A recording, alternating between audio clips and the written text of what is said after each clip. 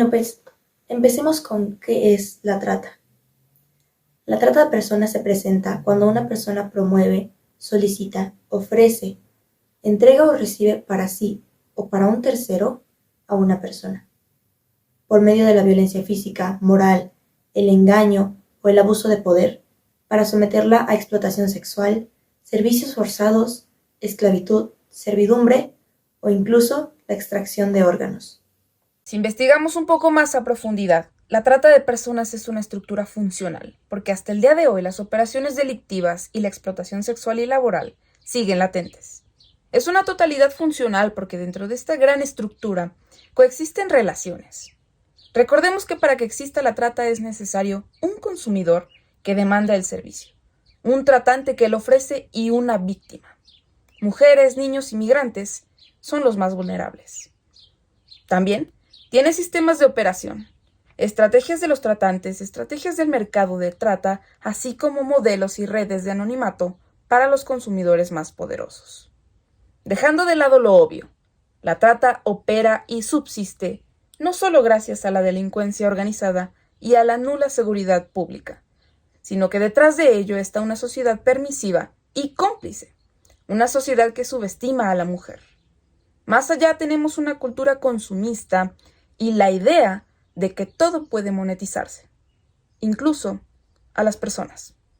Los grupos delictivos están en constante transformación, puesto que tienen elementos reemplazables, como lo son ciertas personas externas, que ayudan en el proceso de enganche o incluso en lugar de explotación, que pueden representar una amenaza.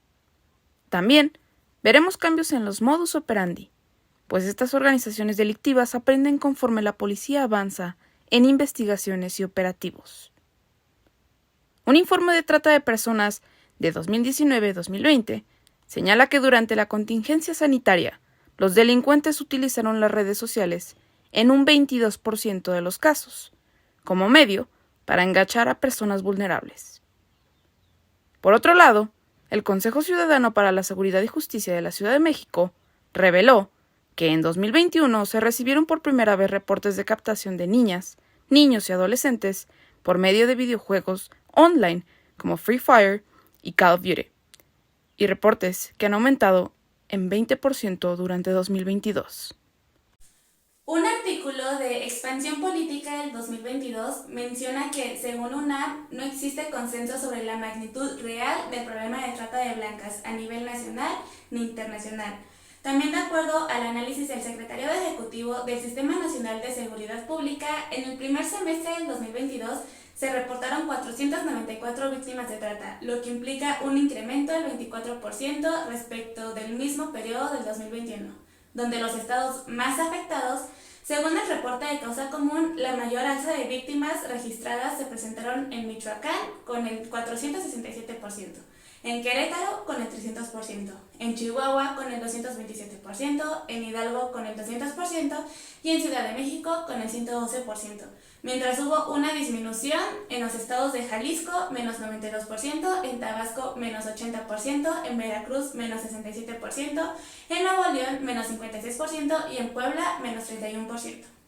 Por mencionar algunos de los tipos de tratas de personas, se encuentran la esclavitud, la prostitución ajena, la explotación laboral, trabajos o servicios forzados, uso de niñas y niños en actividades delictivas, adopción ilegal de niñas y niños y adolescentes, matrimonio forzoso o servil, tráfico de órganos y seres humanos vivos, experimentación biomédica, entre muchos otros.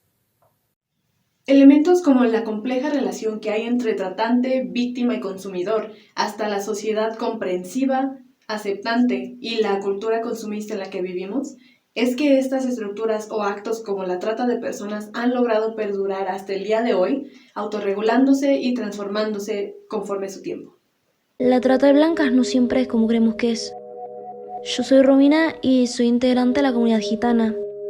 Vivía en Comodoro Rivadavia, Chubut, que es una ciudad acá en Argentina, y al igual que mis padres me arreglaron un matrimonio forzado, por lo que me tuve que mover a muy temprana edad.